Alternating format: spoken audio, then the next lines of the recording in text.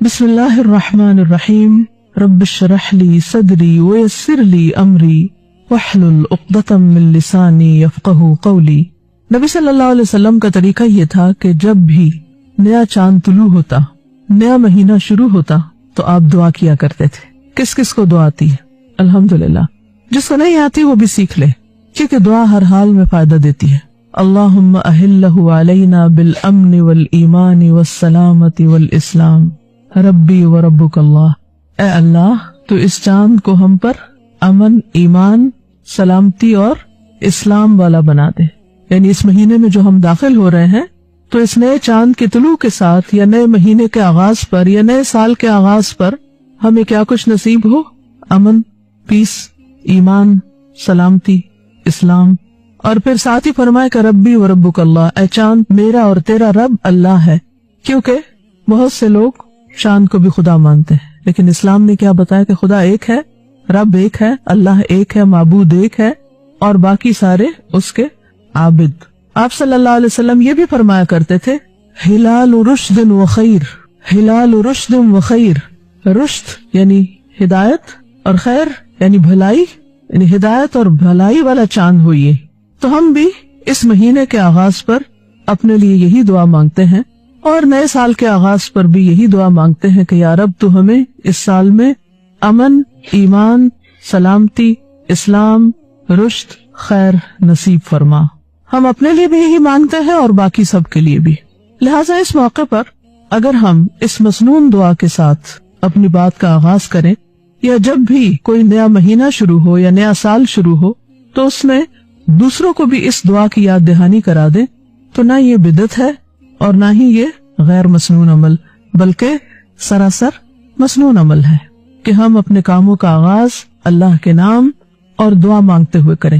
نبی صلی اللہ علیہ وسلم ہر موقع پر اللہ کو یاد کیا کرتے تھے، ہر موقع پر دعا مانگا کرتے تھے۔ کان یذکر اللہ فی کل احیانہ۔ اور یہ بھی ہم پر اللہ کا احسان ہے کہ وہ دنوں اور مہینوں کو پھیر پھیر کر لاتا رہتا ہے۔ سال کا آغاز ہوتا ہے، پھر آہستہ آہستہ 12 مہینے ختم ہوتے، اختتام ہوتا ہے، پھر نیا سال آ جاتا ہے۔ اور کسی بھی نئی چیز کی آمد پر انسان کے اندر ایک نیا جذبہ، ولولہ، تازگی اور اچھے کاموں کی طرف رجحان کا ایک موقع ہوتا ہے، یا اس کے اندر اچھا کام کرنے کے لیے ایک جذبہ ابھرتا ہے۔ یہ بالکل ایک نیچرل، قدرتی سی فیلنگ ہوتی ہے جو انسان کے اندر پیدا ہوتی ہے۔ اور الحمدللہ اللہ سبحانہ وتعالی نے تو مختلف مہینوں میں ہمارے لیے نیکی کے مختلف مواقع مہیا کیے۔ مثلا رمضان میں ہم نے روزے رکھے، ذوالحج میں حج کیا، اور پھر اس کے بعد نیا سال شروع ہوا محرم الحرام کے ساتھ۔ محرم الحرام کو اللہ سبحانہ وتعالی نے اپنا مہینہ کہا ہے۔ نبی صلی اللہ علیہ وسلم نے اس کو شہر اللہ کہا ہے، اللہ کا مہینہ۔ مہینوں کی کل تعداد تو 12 ہے، جیسا کہ قرآن مجید سے ہمیں پتہ چلتا ہے ان عدت الشہور عند اللہ 12 شہرا فی کتاب اللہ یوم خلق السماوات والارض منها 4 حرم ذلك الدین القیم فلا تظلموا فیہن انفسکم۔ ان عدت الشہور، مہینوں کی تعداد، مہینوں کی گنتی، عند اللہ، اللہ کے نزدیک، جس دن سے اس نے آسمانوں اور زمین کو پیدا کیا ہے، اللہ کی کتاب میں 12 مہینے ہیں۔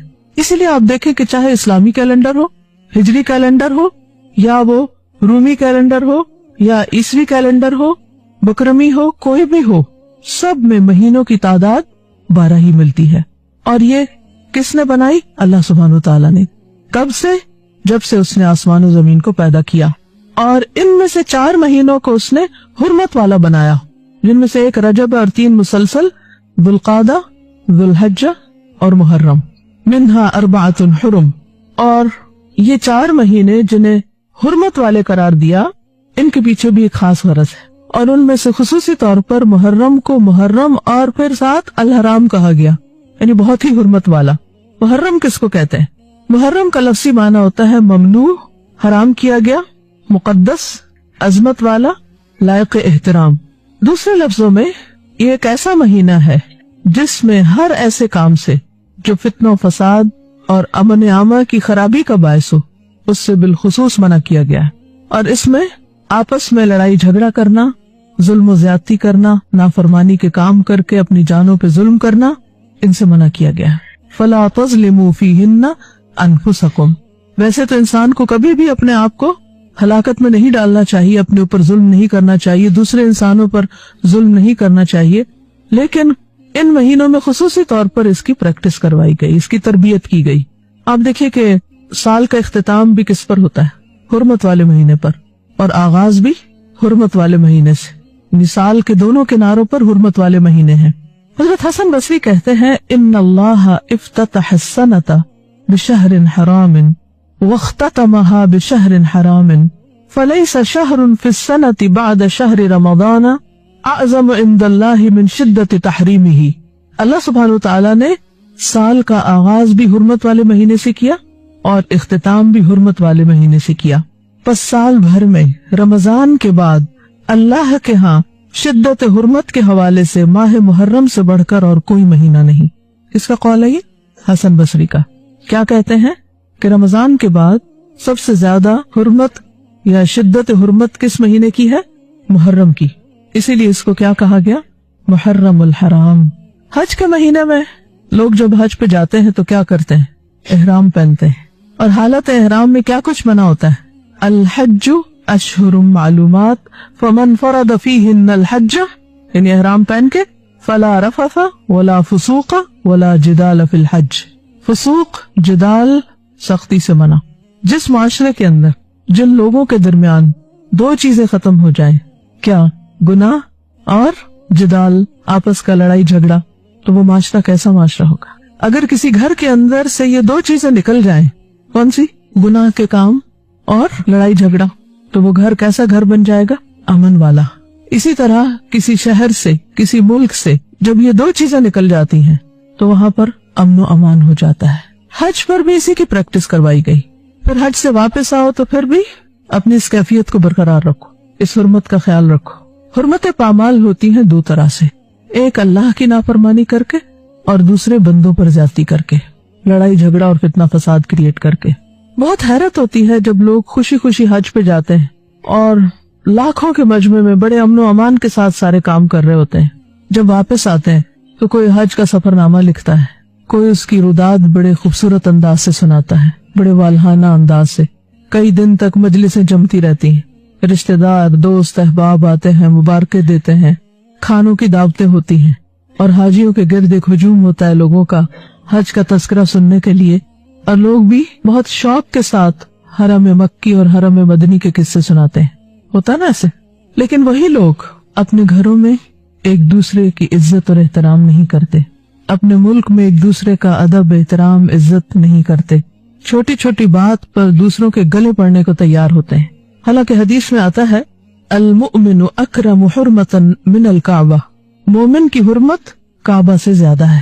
آپ کو وہ حدیث بھی یاد ہوگی جس میں آپ صلی اللہ علیہ وسلم نے یوم النحر پہ، یوم النحر کون سا ہوتا ہے؟ اس دن میں خاص طور پر کیا فرمایا؟ آپ نے پوچھا ایو یوم ھذا ایو شہر ھذا، کہ لوگوں یہ کون سا دن ہے، یہ کون سا مہینہ ہے؟ تو لوگوں نے کیا کہا؟ حرمت والا دن اور حرمت والا مہینہ۔ یہ کہہ کے آپ نے فرمایا کہ لوگوں اللہ کے نزدیک مومن کی حرمت، تمہارے آپس میں مال جان اور آبرو کی حرمت تمہارے اس دن سے، اس جگہ سے، اس مہینے سے بڑھ کر ہے۔ کس کی حرمت؟ مومن کی۔ جب ہم کعبہ کا ذکر کرتے ہیں تو کیا کہتے ہیں؟ کعبہ شریف، اسی طرح حرم پاک۔ لیکن جب کسی مومن کا ذکر کرتے ہیں تو کس انداز میں کرتے ہیں؟ جب اس کو پکارتے ہیں، جب اس سے بات کرتے ہیں، جب اس سے معاملہ کرتے ہیں، پیٹھ پیچھے اس کا ذکر کرتے ہیں تو کس انداز میں کرتے ہیں؟ کیسے کرتے ہیں؟ عزت کے ساتھ، احترام کے ساتھ۔ اپنے جیسوں اور اپنے سے چھوٹوں کا عزت ادب احترام تو دور کی بات، ہم تو اپنے بڑوں کا بھی احترام کرنا نہیں جانتے، یا پھر اگر کرتے ہیں تو غلو کے حد پہ پہنچ جاتے ہیں، یعنی غلو کرتے ہیں، اور غلو منع ہے۔ غلو کس کو کہتے ہیں؟ حد سے بڑھ جانا۔ اگر کسی سے محبت کرتے ہیں تو حد سے بڑھ جاتے ہیں، کسی سے عقیدت رکھتے ہیں تو حد سے بڑھ جاتے ہیں، کسی کا ادب احترام کرنے لگتے ہیں تو حد سے بڑھ جاتے ہیں، اس کے آگے جھکنے لگتے ہیں، اس کے پاؤں پڑنے لگتے ہیں، اس کے آگے ماتھا ٹیکنے لگتے ہیں، اس کو اس کے مقام سے بڑھا دیتے ہیں، اور بعض اوقات نبی صلی اللہ علیہ وسلم کو اللہ سبحانہ وتعالیٰ کا مقام یہ اس سے بھی آگے بڑھا دیتے ہیں۔ یہ بھی حیرت کی بات ہے۔ شیطان انسان کو اعتدال پر نہیں رہنے دیتا، جو کرنے کا کام ہے وہ کرنے نہیں دیتا، اور جو نہیں کرنا چاہیے اس کی طرف ہمیشہ اس کو کھینچتا رہتا ہے، تاکہ انسان سیدھے رستے سے ہٹ جائے، بھٹک جائے۔ تو نئے سال پر سب سے اہم سبق جو ہم سب کو سیکھنا ہے وہ کیا ہے کہ ہم کیا کریں؟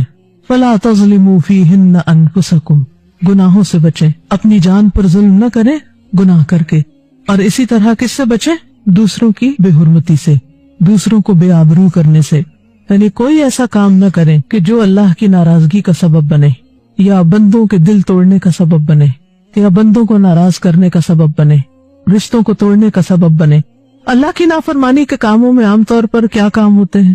فرائض سے غفلت، بدعات کا ارتکاب، ان کاموں کا کرنا جن سے اللہ نے روکا ہے، یعنی حرام کام، منکرات، ان تمام چیزوں کا ارتکاب، یہ کر کے انسان دراصل اپنی جان پہ ظلم کر رہا ہوتا ہے۔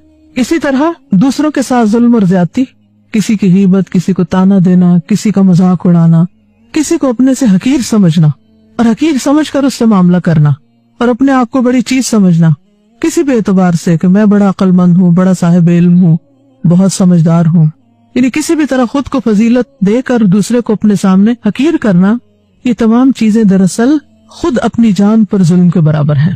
ابن عباس سے روایت ہے کہ رسول اللہ صلی اللہ علیہ وسلم نے حجۃ الوداع کے موقع پہ فرمایا، تمہارا خون، تمہارا مال اور تمہاری عزت ایک دوسرے پر اسی طرح حرام ہے جس طرح تمہارے آج کے دن کی، اس شہر کی اور اس مہینے کی حرمت۔ یہ کس کا پیغام ہے ہم سب کے نام؟ رسول اللہ صلی اللہ علیہ وسلم کا۔ کیا کچھ منع ہے؟ کیا کچھ حرام ہے؟ خون، قتل نہیں کر سکتے، کسی مومن کی جان نہیں لے سکتے۔ کیا ہم اہل پاکستان اللہ کے رسول صلی اللہ علیہ وسلم کے اس حکم کو جانتے ہیں؟ اگر جانتے ہیں تو کیا مانتے بھی ہیں؟ کسی بھی دن کا اخبار اٹھا کے دیکھ لیں، اگر وہ قتل کی خبر سے پاک ہو کسی نہ کسی انداز میں، چاہے وہ ذاتی رنجش ہو یا کوئی سیاسی رنجش ہو یا بغیر وجہ کے بھی بے گناہ لوگوں کی جان لینا، حالانکہ شرک کے بعد آپ دیکھیں انسانی جان لینا اور خصوصاً کسی مومن کی جان لینا بہت بڑا جرم ہے، کبیرہ گناہ ہے، تمام دنیا کے زوال سے بڑھ کر ہے ایک مومن کی جان لینا۔ جو ایک جان کو بچاتا ہے گویا وہ سب کی زندگی کا سبب بنتا ہے، اور جو ایک جان کو ختم کرتا ہے گویا وہ سب کو ختم کرتا ہے۔ انسانی جان کی حرمت بہت بڑی چیز ہے، اور جو شخص کسی کی جان لیتا ہے اس کی سزا کیا ہے؟ من قتل مؤمنا متعمدا فجزاؤہ جہنم خالدا فیہا، جو جان بوجھ کے، جانتے بوجھتے، ارادے کے ساتھ، نیت کے ساتھ کسی مومن کو قتل کرتا ہے وہ اپنے لیے آگ کماتا ہے، اس کی جزا، اس کا بدلہ جہنم ہے جس میں وہ ہمیشہ رہے گا۔ کوئی معمولی بات ہے؟ آج ہم کسی کی زندگی لے رہے ہیں اور یہ بھول جاتے ہیں کہ اپنے لیے کیا لے رہے ہیں، اس کے بدلے میں کیا کما رہے ہیں۔ یہ چھوٹی بات نہیں ہے۔ تو محرم الحرام کا پیغام کیا ہے کہ ہم لوگوں میں اس اویئرنیس کو عام کریں، انسانی جان کی حرمت کا سبق عام کریں۔ دوسری چیز، تمہارا مال ایک دوسرے پہ حرام، اس سے کیا سبق ملتا ہے ہمیں؟ کیا چیز بنا ہے؟ چوری، غصب، ڈاکہ، رہزنی، کسی کی اجازت کے بغیر اس کے مال پہ ہاتھ ڈالنا، اس کی رضامندی کے بغیر اس کی کوئی چیز ہتھیار لینا۔ ہو سکتا ہم یہ کہیں کہ ہم تو چوری نہیں کرتے، لیکن آپ نے دیکھا ہوگا کہ کس طرح بعض اوقات یتیموں کا مال ہڑپ کر لیا جاتا ہے، ان کی زمینوں پہ قبضہ کر لیا جاتا ہے، بعض اوقات لڑکیوں کے جہیز کو جو والدین کے گھر سے لاتی ہیں اس پہ قبضہ جما لیا جاتا ہے، بعض اوقات شوہر حق کے مہر ادا نہیں کرتے حالانکہ عورت کا حق ہوتا ہے، اس کو ہڑپ کر جاتے ہیں۔ اسی طرح چھوٹی چھوٹی چیزیں چرانا، کسی کے بیگ سے کچھ نکال لینا۔ آج آپ دیکھیں کہ کوئی کہیں اپنا بیگ رکھ کے ہے عمل میں کہ جب میں واپس آؤں گا تو یہ اسی طرح ہوگا، تو کسی طرح امانتوں میں خیانت، کہ کوئی آپ کے پاس کوئی چیز امانت رکھواتا ہے اور آپ اس میں سے اپنی مرضی سے تصرف شروع کر دیتے ہیں۔ کسی کا بھی مال، کسی کی بھی ملکیت کی چیز اس سے زبردستی ہتھیانا یا اجازت کے بغیر یا کسی طرح زور زبردستی جبر سے چوری کر کے یا سامنے سے لوٹ کے، یہ سب کچھ حرام ہے۔ کیا سزا ہے چوری کی؟ ہاتھ کاٹنا۔ اور رہزنی اور لوٹ مار کی سزا کیا ہے؟ مخالف سمت سے ہاتھ پاؤں کاٹنا۔ عبرتناک سزائیں ہیں، لیکن آج کتنے گھر محفوظ ہیں، کتنے لوگ محفوظ ہیں؟ اور یہ کون کر رہا ہے؟ کون کس کے در پہ ہے؟ مومن کے۔ چوری کر کے بھی اپنے آپ کو پھر ایماندار کہتے ہیں۔ ایمان تو رہتا ہی نہیں اس وقت جب بندہ چوری کر رہا ہوتا ہے، اور اگر وہ توبہ نہیں کرتا تو سخت پکڑ ہے۔ اور توبہ کب ہوتی ہے؟ چوری کا سامان گھر میں رکھ کے۔ یعنی آپ چوری کی چیز اپنے پاس ہتھیائے رکھیں، چھپائے رکھیں، استعمال کریں، دوسرے کو نہ دے اور کہیں میری توبہ، اب حج کر رہا ہوں گا تو توبہ ہو جائے گی میری۔ چور کی معافی کب ہوتی؟ جب وہ چوری کیا ہوا مال اس کے مالک کو واپس لوٹائے، کیونکہ حقوق العباد اسی وقت معاف ہوں گے جب بندے معاف کریں گے۔ تیسری چیز جسے حرام قرار دیا گیا وہ کیا ہے؟ عزت. یہ کیسے پامال کی جاتی؟ کس کس طریقے سے؟ کیا کسی کی غیبت کرنا اس کی عزت پامال کرنا ہے؟ کسی کا مذاق اڑانا، کسی کو ذلیل کرنا، کسی بھی طرح کسی کی تحقیر کرنا؟ تو ہم سب کو اپنے ساتھ عہد کرنا ہے کیا کہ ہم اپنی زبان، عمل اور رویے سے ہر ایسے کام سے بچیں گے جو دوسروں کے لیے اذیت اور تکلیف کا باعث بنے یا جس سے کسی کی دل آزاری ہو.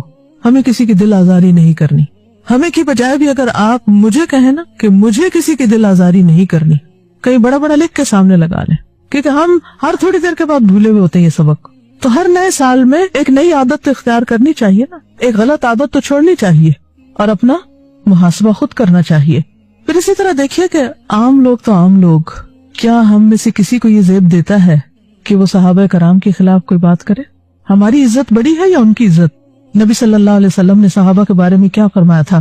آپ نے فرمایا لا تسبوا اصحابی فلو ان احدکم انفق مثل احد ذهبا ما بلغ مد احدهم ولا نصیفہ.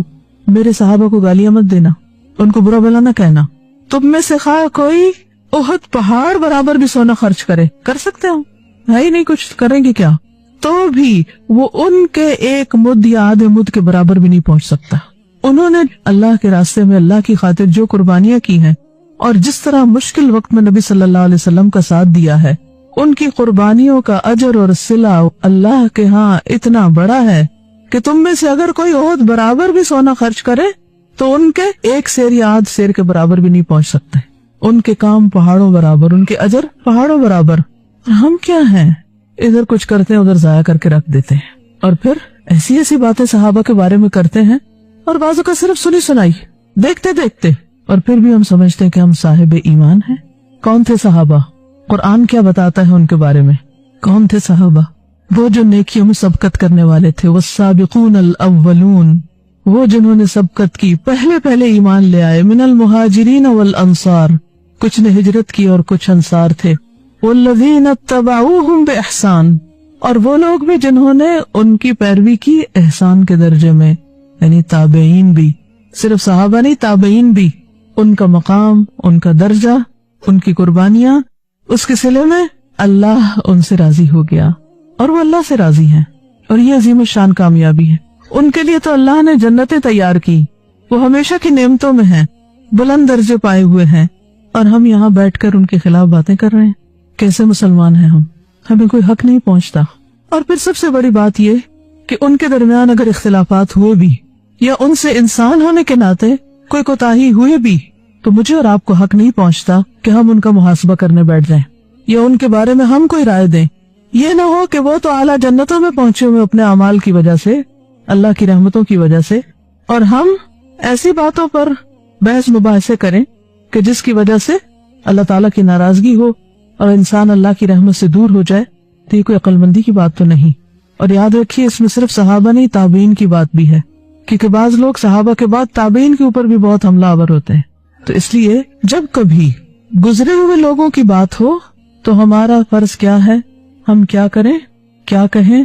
وہی جو قرآن نے ہمیں بتایا، تلک امۃ قد خلت لہا ما کسبت ولکم ما کسبتم ولا تسألون عما کانوا یعملون. جب بھی محرم آتا ہے تو عام طور پر لوگ ماضی کی باتیں بہت کرتے ہیں، تاریخ کو دہراتے رہتے ہیں، جس میں کچھ سچی باتیں بھی ہیں اور کچھ جھوٹی بھی ہیں. اور عموماً لوگ آپس میں بیٹھ کر بحث و مباحثہ شروع کر دیتے ہیں، کون حق پر تھا اور کون نہیں، کس نے کس پر زیادتی کی. کیا اللہ تعالیٰ یہ فیصلہ آپ سے کروائے گا جو آپ اپنی انرجی لگا رہے ہیں ان چیزوں پر؟ یا آخر کب تک ہم ماضی کی باتیں کرتے رہیں گے؟ ہمیں کیا کرنا چاہیے؟ صرف ماضی کو یاد کرتے رہیں یا پھر مستقبل کی سوچیں؟ مستقبل کی سوچیں. ہم میں سے ہر ایک کو اپنے مستقبل کے بارے میں فکر مند ہونا چاہیے. اور پھر ایک ایک فرد جب اپنے مستقبل کے بارے میں فکر مند ہوگا تو مل کر اجتماعی طور پر ہم سب اپنی دنیا اور آخرت کے بارے میں بہتر منصوبہ بندی کر سکیں گے اور آگے کو بڑھ سکیں گے. تاریخ صرف سبق کے لیے پڑھی جاتی ہے کہ اس سے انسان عبرت حاصل کرے، سبق لے اور آئندہ وہ غلطیاں نہ دہرائے، آئندہ ایسا کوئی کام نہ کرے کہ جس سے پچھلوں کو نقصان ہوا.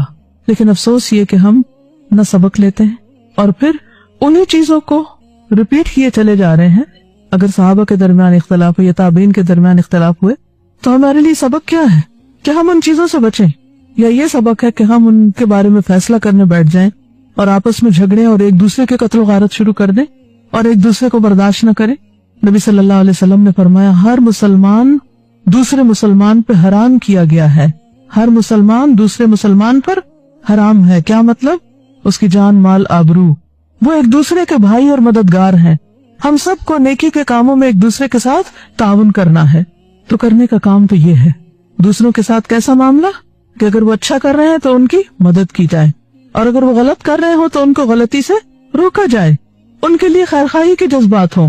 لیکن حقیقت یہ ہے کہ سب سے بڑھ کر ہمیں نئے سال کی آمد پر خود اپنے بارے میں سوچ بچار کرنی چاہیے، اپنے مستقبل کے بارے میں سوچنا چاہیے، کیونکہ اگر ہم خود اپنے بارے میں نہیں سوچیں گے تو کیا کوئی دوسرا ہمارے لیے سوچے گا؟ کیا کوئی دوسرا ہماری نجات کے لیے کچھ کام کرے گا؟ سورۃ الحشر میں اللہ سبحانہ وتعالی فرماتے ہیں یا ایھا الذین آمنوا اتقوا اللہ ولتنظر نفس ما قدمت لغد واتقوا اللہ ان اللہ خبیر بما تعملون۔ تو ہمیں کیا کرنا ہے؟ نیا سال شروع ہوا، مبارکباد بھی دے دی، اس کے معنی بھی جان لیے، دعائیں بھی دے دی، ایک دوسرے کی حرمت کے بارے میں بھی پڑھ لیا، سن لیا، سمجھ لیا، اس کا بھی عہد کر لیا کہ ہم انشاءاللہ اللہ اور اس کے رسول کے ان احکامات پر عمل کریں گے۔ اور اس کے بعد اگلا کرنے کا کام کیا ہے؟ اپنے نفس کا محاسبہ نفس۔ وَلْتَنْظُرْ نَفْسٌ مَا قَدَّمَتْ لِغَدْ، اپنے لیے سوچیں میں نے اپنی کل کے لیے کیا کیا ہے، اپنی آخرت کے لیے کیا کیا ہے، کیسے سوچیں؟ ابن القیم الجوزیہ، ان کی ایک کتاب ہے زاد المعاد۔ معاد کس کو کہتے ہیں؟ آخرت کو۔ اور زاد کس کو کہتے ہیں؟ زاد راہ کو، سامان کو، آخرت کا سامان کتاب کا نام۔ زاد المعاد میں ابن قیم الجوزیہ محاسبہ نفس کا طریقہ بتاتے ہیں، کیسے محاسبہ کیا جائے۔ وہ کہتے ہیں کہ سب سے پہلے فرائض پر محاسبہ کریں۔ کس طرح؟ کہ مجھ پر کیا کچھ فرض عائد ہوتا ہے، عبادات میں کیا فرض ہے، مثلا نماز، روزہ، حج، زکوٰۃ۔ اسی طرح بحیثیت ماں میری ذمہ داری کیا ہے، بحیثیت بیوی میری ذمہ داری کیا ہے، بحیثیت مسلمان میری ذمہ داری کیا ہے۔ تو جو اہم ترین فرائض ہیں، بیسک ریسپانسبلٹیز ہیں، ان کے بارے میں سب سے پہلے سوچنا چاہیے، کیونکہ قیامت کے دن سب سے پہلے کس کے بارے میں پوچھا جائے گا؟ فرائض کے بارے میں پوچھا جائے گا، خصوصاً نماز کے بارے میں پہلا سوال ہوگا، جو اللہ کے حقوق میں سے اور بندوں کے حقوق میں سے قتل کا فیصلہ سب سے پہلے کیا جائے گا۔ تو وہ لکھتے ہیں کہ اگر فرائض کی ادائیگی میں کمی پائے تو قضاء یا اصلاح کر کے اس کا تدارک کرے۔ دو کام، جو کام نہیں کیا اس کو کرے، مثلا روزے چھوڑے ہیں تو کیا کریں؟ روزے رکھیں۔ فریضہ حج ادا نہیں کیا تو اس کو ادا کریں۔ زکوٰۃ ڈیو ہے تو اس کو ادا کریں۔ اور اسی طرح اگر مثلاً آپ نماز پڑھتے تو ہیں لیکن درست نہیں پڑھتے، صحیح مسنون طریقہ ہی نہیں آتا آپ کو، تو کیا کریں؟ اصلاح کریں۔ تو اس نئے سال کے شروع میں ہم سب کو اپنی اپنی نمازوں کا جائزہ لینا چاہیے، کیونکہ نماز کا حساب سب سے پہلے ہے۔ کیونکہ بہت سے لوگ ایسے ہیں جو نماز پڑھتے ہیں لیکن ان کی نماز ان کے سروں سے اوپر نہیں جاتی، یعنی قبول نہیں ہوتی، واپس ان کے منہ پہ مار دی جاتی کہ اللہ کو ایسی نماز نہیں چاہیے۔ اور اس کی بھی بنیادی وجہ کیا ہوتی کہ وہ سنت کے مطابق نہیں ہوتی، کیونکہ اس کے بارے میں بھی ہم نے کچھ خود ساختہ باتیں گڑی ہوئی اپنے لیے، اپنے آپ کو مطمئن کرنے کے لیے۔ کیا کہ اللہ تعالیٰ اب اتنی باریک باتیں تھوڑی دیکھیں گے کہ ہاں جی ایک حصہ بازو کا وہ خشک رہ گیا تھا تو وضو نہیں ہوا۔ نہیں، ایڑیوں کے بارے میں کتنی واضح حدیث ہے، ویل للعقاب من النار۔ یہ بات آپ نے کب فرمائی تھی؟ جب ایک موقع پر آپ نے صحابہ کو وضو کرتے ہوئے دیکھا اور ان کی ایڑیاں خشک تھی، تو آپ نے فرمایا ان ایڑیوں کے لیے آگ سے ہلاکت ہے۔ کتنے ہی لوگ وضو کرتے ہیں، کوہنیاں خشک رہ جاتی ہیں، ایڑیاں خشک رہ جاتی ہیں، پوری طرح چہرہ نہیں دھوتے ہی بعض اوقات لوگ چھینٹے مار دیتے ہیں اور کام ختم کر لیتے ہیں۔ پتہ ہی نہیں کہ وضو کیسے کرنا ہے، پتہ ہی نہیں کہ صحیح قیام کیسے کرنا ہے، رکوع کیسے کرنا ہے۔ بہت سے لوگ رکوع کرتے ہیں لیکن پوری طرح جھکتا ہی نہیں، آدھا سا رکوع ہوتا ہے۔ سجدہ کرتے ہیں، پوری طرح سر ٹکاتے ہی نہیں، پورے اعضاء سجدے کے زمین پہ لگاتے ہی نہیں، ناک زمین کو لگتا ہی نہیں، اور وہ اٹھ جاتے اور وہ سمجھتے ہماری نماز ہو گئی۔ بعض لوگ لباس صحیح طور پر نہیں پہنتے، بعض اس میں اللہ کو یاد نہیں کرتے۔ کیا ان چیزوں کی اصلاح کرنا چاہیے یا نہیں؟ سوچے کتنے سال کی ہوں میں، 20، 30، 40، 50، کتنا اور جینا ہے۔ اگر اتنے سالوں میں بھی ابھی تک میں نے اپنی نماز کی اصلاح نہیں کی تو پھر آخر کب کروں گی؟ تو اس سال کا ٹارگٹ نمبر 1 کیا ہونا چاہیے؟ نماز کی 100% اصلاح، اور اس کے لیے نماز نبی کتاب اور کیسٹس اور اس کے علاوہ بخاری کا کتاب الصلاۃ اور بھی کتابیں جو آپ کو ملتی ہیں ان کو آپ دیکھیے، اپنے آپ کو ایک ایک سٹیپ پہ چیک کیجئے کہ کیا میرا وضو، میرا لباس، یعنی جو بنیادی شرائط ہے نماز میں ایون داخل ہونے سے پہلے ان کے پورے مسائل مجھے معلوم ہے، پاکی اور ناپاکی کے سب باتیں مجھے معلوم ہیں. تو ان سب چیزوں کی اصلاح. پھر کہتے ہیں کہ پھر منہیات پر محاسبہ کرے. منہیات وہ چیزیں جن سے منع کیا گیا ہے، اپنا جائزہ لیجئے کہ کون سی ایسی چیز اب تک میری زندگی میں شامل ہے جس سے اللہ نے روکا اور مجھے پتا اللہ نے اس سے روکا ہے اور میں پھر بھی کیے چلے جا رہی ہوں. ہم میں سے ہر ایک کو پتا ہوتا ہے نا کہ کون سی چیزیں اللہ کو پسند نہیں، ہم جانتے بھی ہوتے ہیں لیکن پھر بھی کیے چلے جاتے ہیں. تو اس کا حل کیا ہے، اس کا علاج کیا ہے، کیا کرنا چاہیے؟ صرف لکھیں نہیں، بولیں بھی، دیکھیں بھی، سوچیں بھی اور بھی کریں. تو کاپیاں بھرنے سے تھوڑی کام چلے گا. کیا کام ہے، کیا کرنا چاہیے؟ منہیات کو چھوڑ دینا چاہیے. چلیے اگر سب کچھ بیک وقت چھوڑنے کی ہمت صلاحیت نہیں تو کم از کم ایک یا دو چیزیں ضرور مارک کر لیجئے کہ میں نے ہر قیمت ان کو چھوڑنا ہے. مثلا اگر آپ کو بہت زیادہ باتیں کرنے کی عادت اور آپ کو پتہ اس سے وقت ضائع ہوتا ہے، مثلا اگر آپ کو لغو کی یا فضول میں مذاق اڑانے کی عادت ہے اور اس کو آپ انجوائے کرتے ہیں، اس کو دیکھ لیجئے. کوئی ایک چیز، بہت سارے ٹارگٹ جب ہم بنا لیتے ہیں نا، 10-12 لکھ لیتے ہیں تو ایک بھی نہیں کر پاتے، پھر ہم پریشان ہوتے ہیں کہ وہ تو جو کہا تھا وہ کیا نہیں. فرائض میں سے نماز کی اصلاح ایک چیز کر لیں مثلا، اور اسی طرح منہیات میں سے کوئی ایک یا دو چیزیں اور اس پر ورک کریں. لمبے چوڑے منصوبے نہ بنائیں. اور اس کے لیے کیا ہے؟ نمبر 1 ان کو چھوڑنا، اور پھر توبہ اور استغفار اور نیکیوں سے اس کا تدارک. یہ بڑی اہم بات ہے کہ برے کاموں کو صرف چھوڑنا ہی نہیں بلکہ اس کے ساتھ ساتھ کیا کرنا ہے؟ نیکیاں کرنی ہے. تدارک کا مطلب ہے کہ اس کا اتار، اس کی جگہ اب اور نیکیاں زیادہ کرنی. اگر معلوم ہو کہ منہیات کا مرتکب ہوا ہے تو توبہ استغفار کرے اور نیکیوں سے اس کا تدارک کرے. مثلا آپ نے کسی سے وعدہ کیا، وعدہ کر لیتے ہیں نا ہم، چھوٹی چھوٹی بات پہ بڑے پکے وعدے کر لیتے ہیں، لیکن اس کے بعد کیا ہوتا ہے؟ کبھی آپ سے وعدہ خلافی ہوئی؟ بعض اوقات کلی وعدہ خلافی کرتے ہیں ہم، اور بعض اوقات جزوی، آدھی، چوتھائی. کیا اس پہ توبہ کرنی چاہیے؟ ضروری ہے. جی ہاں، اس لیے کہ نبی صلی اللہ علیہ وسلم نے فرمایا جو شخص بات کرے جھوٹ بولے، وعدہ خلافی کرے، امانت میں خیانت کرے، وہ پکا منافق ہے، خواہ نماز پڑھے اور روزہ رکھے. ڈر لگتا ہے اس حدیث سے؟ کوئی نہیں لگتا. اور منافق کی سزا کیا ہے؟ جہنم کے سب سے نچلے گڑھے میں. عمر فاروق جیسے لوگ منافقت سے ڈرتے تھے اور ہم منافقت سے بالکل بے خوف ہیں.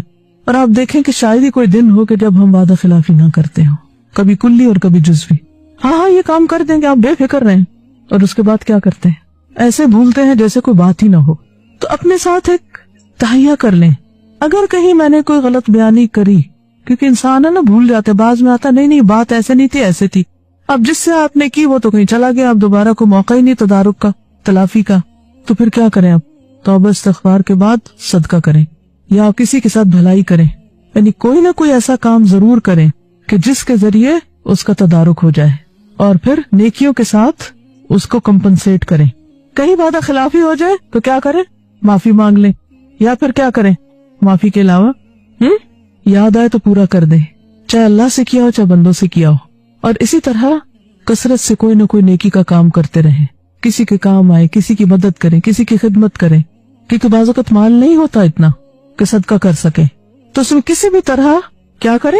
کوئی نیکی کا کام کریں تو انشاءاللہ اس سے اس کا تدارک ہو جائے گا. پھر ابن القیم کہتے ہیں کہ غفلت پر اپنا محاسبہ کرے. فرائض کی ادائیگی، منہیات اور غفلت پر محاسبہ. ہم غافل ہوتے، فرائض سے غافل، ذکر سے غافل، نیکی کے کاموں سے غافل. وہ کہتے ہیں کہ اگر مقصد تخلیق سے اپنے آپ کو غافل پائے، یعنی پتہ ہی نہیں میری کریشن کا مقصد کیا ہے، تو ذکر و اذکار اور اللہ کی طرف متوجہ ہو کر اس کا تدارک کرے. اللہ سے دعا مانگے، اللہ سے رہنمائی مانگے، مدد مانگے. اب دیکھیے کہ مثلاً اگر آپ نے ذوالحج میں حج کیا اور تمام شرائط کو پورا کرتے ہوئے حج کیا، تو اس کے لیے اللہ کا وعدہ کیا ہے کہ وہ پچھلے سارے گناہ معاف کر دے گا. گویا اب آپ کے پاس ایک سفید کاغذ ہے، اب نئے سرے سے اپنی زندگی کا آغاز کریں. ری بورن ہوتا ہے انسان حج کے بعد.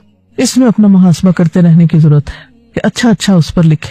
لیکن اگر حج کا موقع نہیں ملا اور ابھی پیچھے بہت ساری ایسی چیزیں ہیں جو ٹھیک نہیں ہیں، تو کبھی آپ ہوم ورک کرتے ہیں اور اس میں کوئی چیز ٹھیک نہیں لکھی جاتی تو کیا کرتے ہیں؟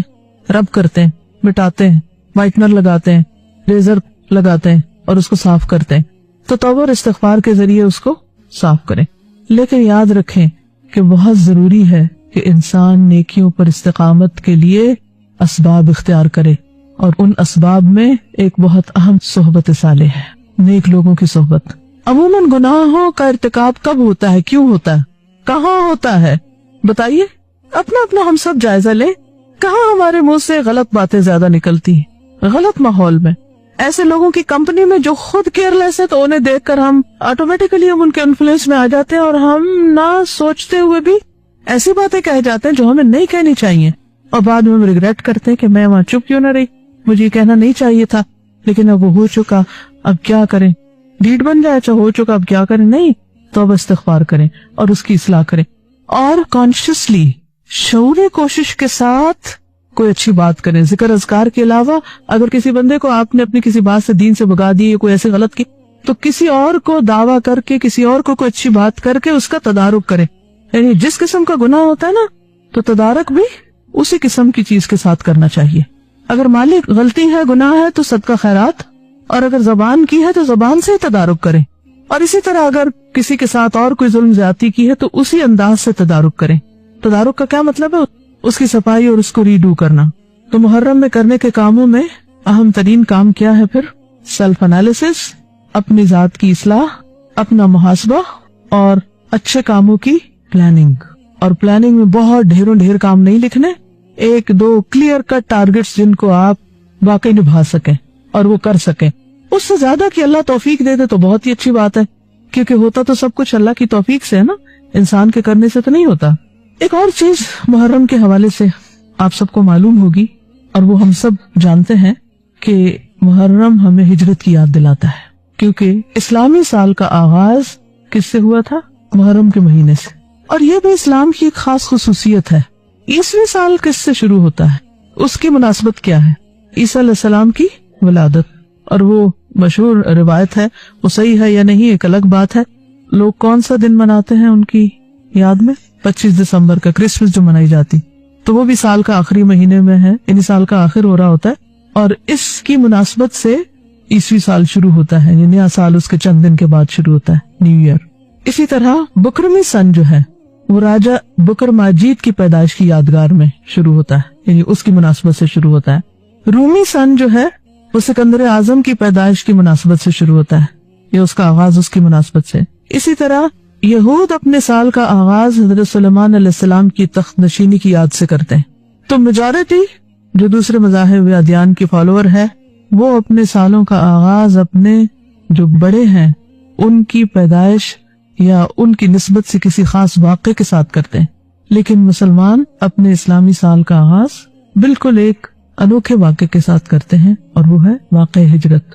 بعض لوگوں کا خیال ہے کہ شاید واقعہ کربلا کی نسبت سے اس مہینے کو محرم کہا جاتا ہے، تو یہ ایک غلط فہمی ہے، کیونکہ واقعہ کربلا نبی صلی اللہ علیہ وسلم کی وفات کے 50 سال بعد پیش آیا تھا. اس کا اس سے کوئی تعلق نہیں.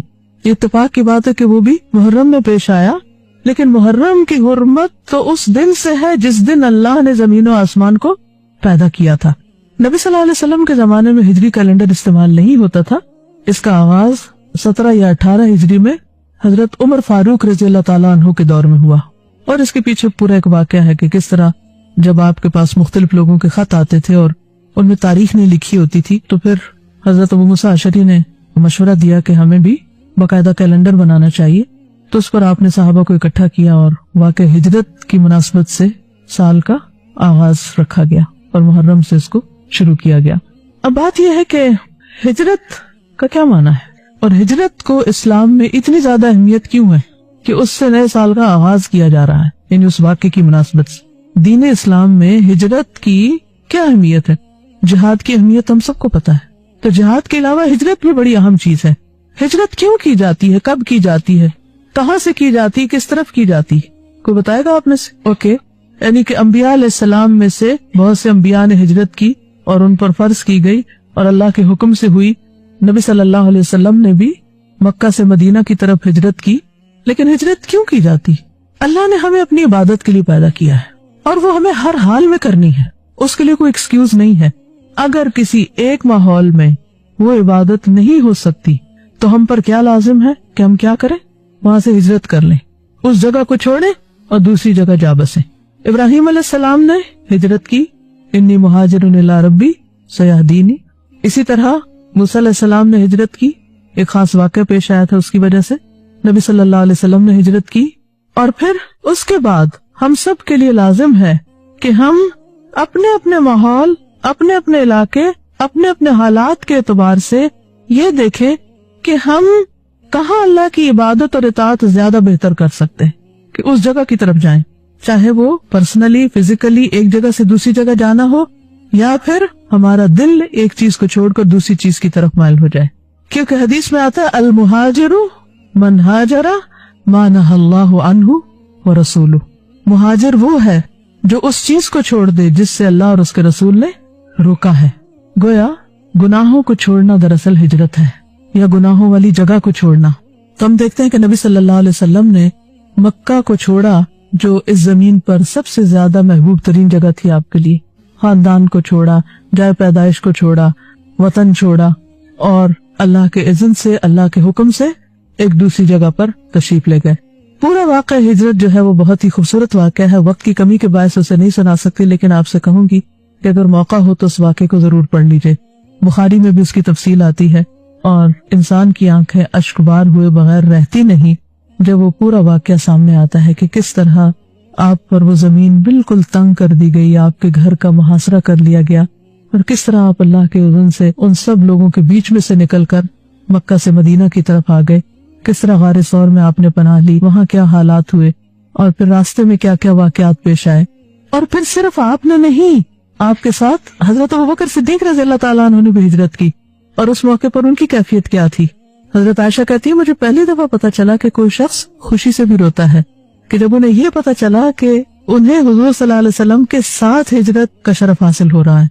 और फिर इसी मुनासिबत से हजरत अबू बकर रज़ियल्लाहु ताला अन्हु की तारीफ भी आई है कुरान में। इज़ हुमा फिल गार, जब वो दोनों गार में थे। इज़ यक़ूलु लिसाहिबिही ला तहज़न इन्नल्लाह माअना, जब वो अपने साथी से कह रहे थे, नबी सल्लल्लाहु अलैहि वसल्लम गम न करो, अल्लाह हमारे साथ है। क्योंकि हजरत अबू बकर परेशान हो रहे थे कि अगर इन कुफार ने हमारे पीछे को देख लिया तो ये हमें पकड़ लेंगे। और किस तरह इनाम मुकर्रर किया गया, और किस तरह सुराका आपके पीछे आया, वो सारा वाक़या एक खूबसूरत वाक़या है जिसमें बहुत सारे सबक हैं। लेकिन इन दो की हिजरत के अलावा जितने भी सहाबा ने हिजरत की, जिसकी बिना पर उन्हें मुहाजिरीन का लक़ब मिला, एक खूबसूरत लक़ब, उनमें से एक एक का वाक़या ईमान अफरोज वाक़या है। हजरत उमर की हिजरत की अपनी शान है। इसी तरह मर्दों के साथ साथ खवातीन ने भी हिजरत की। हजरत उम्मे सलमा की हिजरत अगर आप पढ़ें या सुने तो रोए बगैर रह नहीं सकते। उम्मे कुलसूम की हिजरत, इसी तरह हजरत ज़ैनब की हिजरत, दीगर खवातीन की हिजरत, किस किस तरह सिर्फ मर्दों ने नहीं, औरतों ने भी हिजरत की थी। अपना सब कुछ छोड़ा था, घर बार छोड़ा था, अल्लाह की खातिर, अपना दीन और ईमान बचाने की खातिर। सूरत आल इमरान में भी आता है ना कि वल्लज़ीना उख़रिजू मिन दियारिहिम व उज़ू फी सबीली वक़ातलू वक़ुतिलू, कि वो लोग जो मेरे रास्ते में अजियत दिए गए, दुख दिए गए, घरों से निकाले गए। तो बात यह है कि लोगों ने अपने वतन, घर, माल, कारोबार, रिश्तेदार, अजीज व अकारिब, महबूब हस्तियां, उनको अल्लाह की खातिर छोड़ा, अपने दीन की खातिर छोड़ा। क्या ये सब कुछ आसान होता है? जुदाई, सेपरेशन कितना तकलीफ दह मरहला होता है। और जब आपको ये पता हो कि शायद आप कभी वापस न लौट सकेंगे, वहाँ थोड़ा सा भी सफर पे जाना होता है, या मसलन आप यहाँ क्लास में आए, कुछ लोग शायद पहली दफा आए हो यहाँ, तो जब आप घर से आ रहे थे, हो सकता बच्चों को छोड़ा हो, कोई काम छोड़ के आए हो, कोई बहुत अहम कमिटमेंट छोड़ी हो आपने, तो चंद घंटे भी घर छोड़ना मुश्किल काम है ना, या नहीं?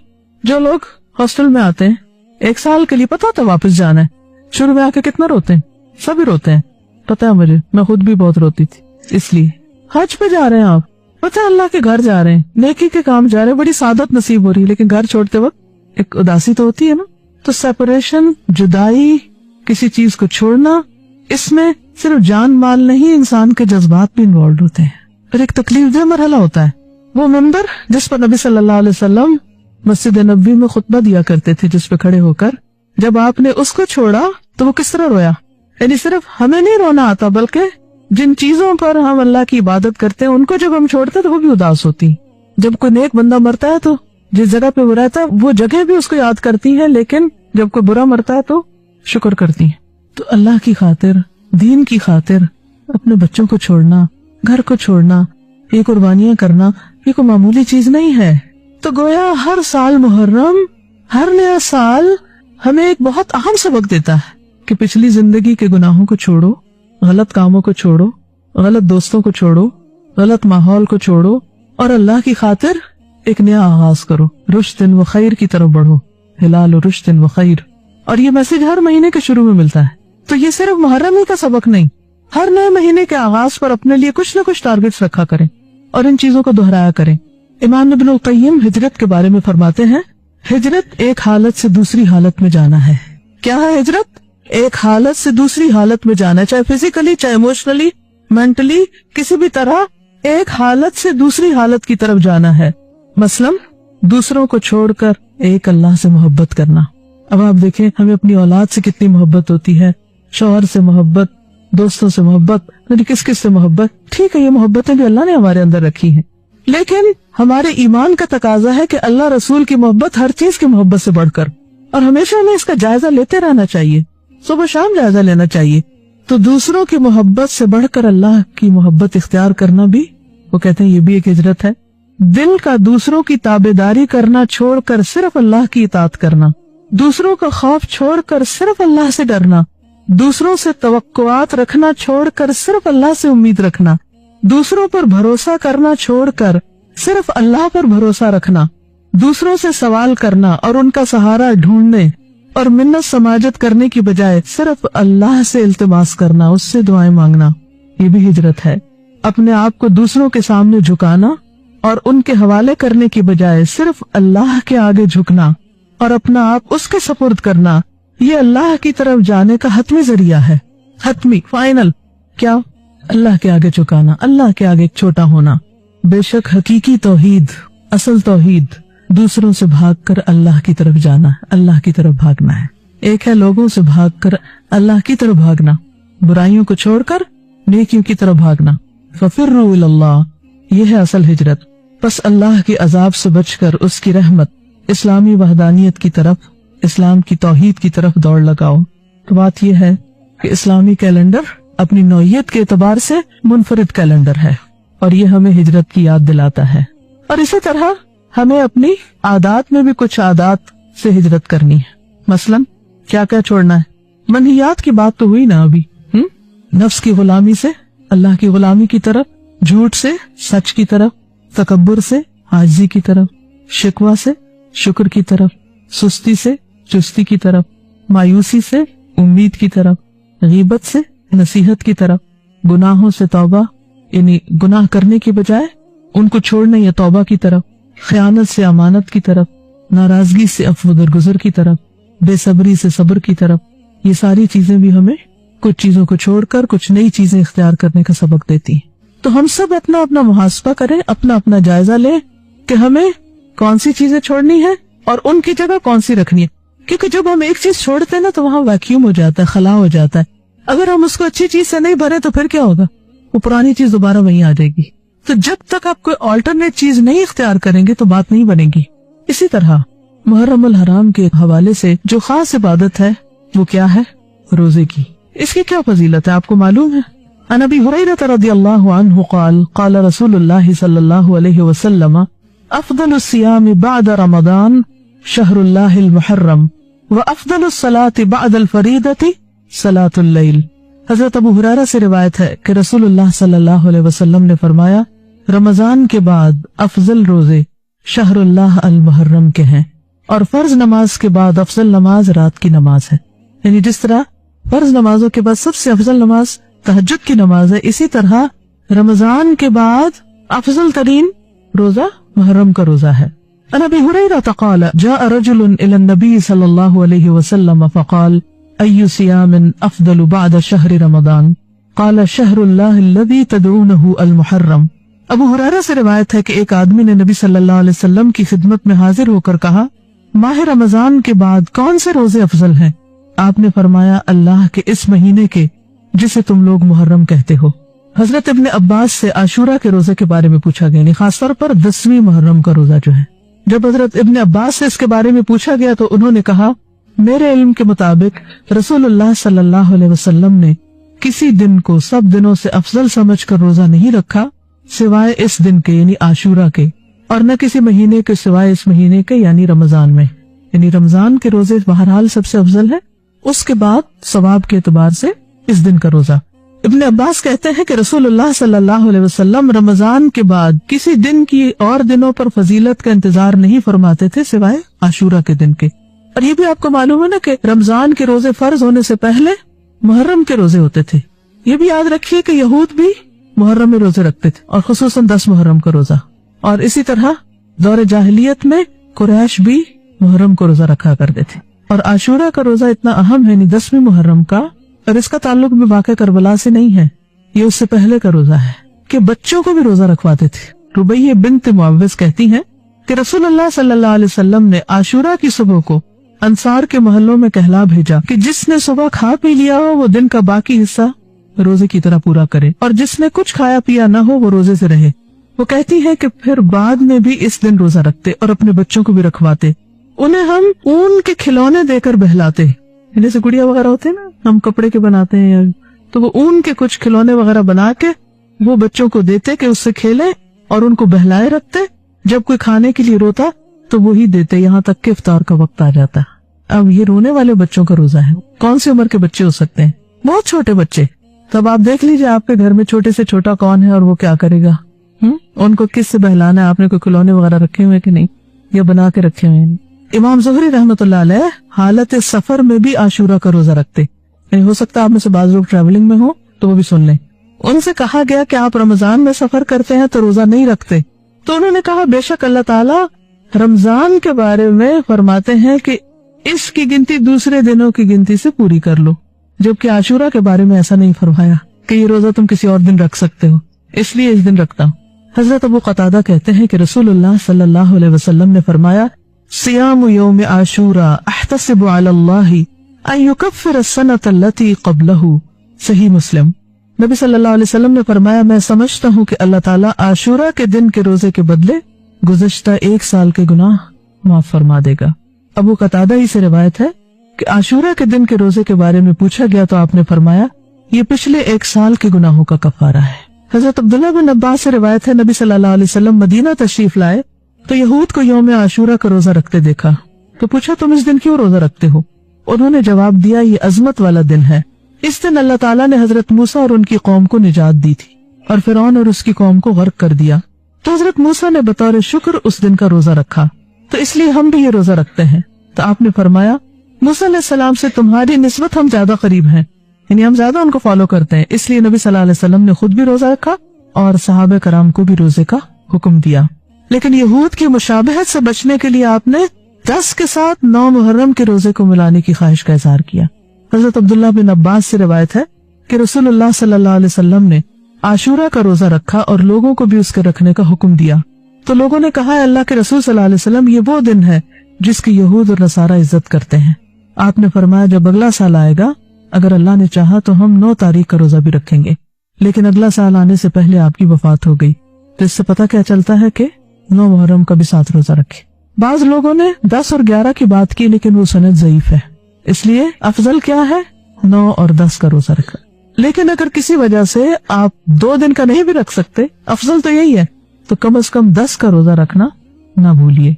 तो आज आपने कुछ सीखा? क्या सीखा? क्या आप चाहते हैं कि और भी सीखें? फिर आप में से हर एक पे लाजिम है कि ये पंफलेट खुद भी पढ़े। जो मैंने बातें की इसमें से बहुत सी बातें इसमें मुख्तसरन टू द पॉइंट लिखी गई, और इस पंफलेट को किसी न किसी को दें और पढ़कर सुनाएं और उस तक पहुंचाएं। ये मिनिमम है, 7 भी कर सकते हैं, 10 भी कर सकते हैं और उससे आगे जितने चाहे बढ़ा लें, ठीक है। इसी तरह इस टॉपिक पर कैसेट भी है, साल 9 का पैगाम बसिलसिला मुहर्रमुल हराम। नए साल के शुरू में हमें, चूंकि वक्त आप देखें कि साल पे साल गुजरते जा रहे हैं, महीनों पे महीने गुजरते जा रहे हैं, इसलिए बहुत जरूरी है कि हम अपने वक्त की कदर कीमत पहचानें, और सिर्फ सालों को नहीं, महीनों, हफ्तों और दिनों को नहीं, घंटों और मिनट्स को नहीं, लम्हों को भी बचाएं, उनकी भी हिफाजत करें। तो इसलिए ये कैसेट भी सुने, लम्हों की हिफाजत, क्योंकि हम सब ने क्या करनी है, हिजरत। किससे? अपनी बुरी आदतों से, गुनाहों से, सुस्ती से और दुनिया की मोहब्बत से। सिर्फ जिस्मानी हिजरत नहीं, माइग्रेशन ऑफ हार्ट भी जरूरी है, ठीक है। दिल बदलेगा तो زندگی بدلے گی. الہجرت رحلت ہادینا. ہجرت کیا ہے؟ ہمارے ہادی محمد صلی اللہ علیہ وسلم کا سفر ہے، ٹرپ ہے، رحلہ ہے. اس سے کیا نکلا؟ نتیجہ کیا نکلا؟ حمل الاسلام لنا دینا. یعنی آپ نے اس رحلے میں اپنے ساتھ کیا لے کر گئے؟ حمل، آپ نے اٹھایا، الاسلام، اسلام کو، لنا، ہمارے لیے، دینن، دین کے طور پر. یعنی مکہ میں وہ جڑ نہیں پکڑ رہا تھا تو مدینہ میں لے جا کے اس کا پودا لگایا اور پھر وہ دنیا کے لیے سایہ دار درخت بن گیا. تو ہجرت کے بڑے فوائد، اور سب سے بڑا فائدہ کیا ہے کہ اسلام پھیلتا ہی ہجرت کے ساتھ ہے. جب تک قربانی کر کے دین کو اپنی ذات میں اور دوسروں تک نہ لے جایا جائے تو کیا ہوتا ہے؟ پھر وہی ختم ہو جاتا ہے. فسلام اللہ علی الہادی، اس ہادی پر اللہ کی سلامتی. والکون یردد آمین، اور پوری کائنات آمین کہہ رہی ہے. اور پھر اس میں حضرت ابوبکر کی وفا کا ذکر ہے اور حضرت علی کی قربانی کا ذکر ہے کہ وہ پیچھے رہے تھے آپ کے بستر پر. اور آخر میں پھر یہ کہ کس طرح آپ طیبہ میں داخل ہوئے اور کس طرح اسلام ایک نئے افق میں، ایک نئے دور میں داخل ہو گیا. تو ہم میں سے بھی ہر ایک اپنی اپنی ذات میں سوچے کہ وہ اسلام کی تقویت کے لیے، اسلام کے فائدے کے لیے کس طرح کی ہجرت کر سکتا ہے. اللہ تعالی ہم سب کو عمل کی توفیق عطا فرمائے. وآخر دعوانا ان الحمد للہ رب العالمین. سبحانک اللہم وبحمدک، نشہد ان لا الہ الا انت، نستغفرک ونتوب الیک. السلام علیکم ورحمۃ اللہ وبرکاتہ.